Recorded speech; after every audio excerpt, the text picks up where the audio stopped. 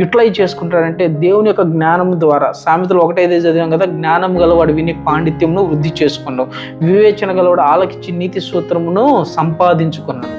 నీవు కూడా జ్ఞానం గల వ్యక్తిగా ఉన్నావా లేదా? 5 తలాంతులను యూటిలైజ్ చేసుకునే వ్యక్తిగా ఉన్నావా?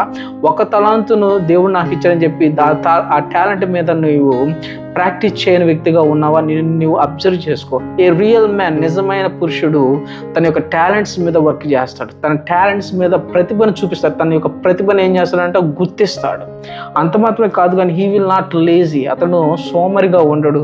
దేవుని ఇచ్చినటువంటి స్కిల్స్ని డెవలప్ చేసి తన కుటుంబాన్ని అభివృద్ధి చేస్తాడు, తన యొక్క సమాజాన్ని అభివృద్ధి చేస్తాడు, తన యొక్క కుమారులకు కుమార్తెలకు మంచి మార్గం అనేది ఏర్పరుస్తాడు రియల్ మ్యాన్. చూడండి ఎంత శ్రేష్టమైన మాట బైబిల్లో రాయబడి ఉన్నదో. 10 లక్షణాలు ఉన్నటువంటి పురుషుడు, ఈ 10 లక్షణాలు కూడా బైబిల్లో నుంచి చెప్పబడినవే, బైబిల్లో నుంచి రాయబడినవే. The 10 characteristics of real man. ఇది చాలా చాలా ఇంపార్టెంట్ థింగ్స్ అనమాట. ఇవి మన జీవితంలో యూటిలైజ్ చేసుకోవడానికి ఉపయోగపడుతూ ఉన్నాయి.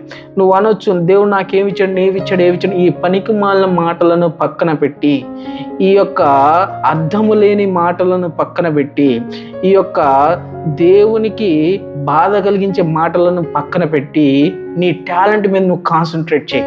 నీ టాలెంట్ మీద, నీ ప్రతిభ మీద నువ్వు కాన్సన్ట్రేట్ చేయకుండా దేవుడు నాకు ఏమిచ్చాడు అంటే ఉపయోగం ఏముంది? You have to be practice. మనం ప్రాక్టీస్ చేయాలి. ఇప్పుడు మా యొక్క సిస్టర్ ఇన్ లా ఉంది. మా సిస్టర్ ఇన్ లా అమ్మాయి ఏంది CHO. ఆ అమ్మాయి ఏం చేసింది, ఉదయాన్నే లేసిద్ది, తొందరగా ఇంట్లో పనులు మొత్తం చేసుకునేది, గబగబా డ్యూటీకి వెళ్ళిద్ది. నేను గమనిస్తూ ఉంటాను, ఎందుకు వెళ్ళిద్ది? ఆమె యొక్క జాబ్ అది. ఆ జాబ్ మీద ఆమె యొక్క కాన్సన్ట్రేషన్ అటువంటిది. ఎందుకంటే ఆ జాబ్ సరి చేయకపోయారు అనుకో, అమ్మాయిని తీసి పక్కన పెట్టేస్తారు, జాబ్ తీసేస్తారు. అందుకని ఏంది, ఆమె యొక్క టాలెంట్ మీద ఆమె సాధన చేస్తుంది. ఆమె యొక్క జాబ్ ఎడల ఆమె ఏం కలిగి ఉన్నది? శ్రద్ధ కలిగి ఉన్నది.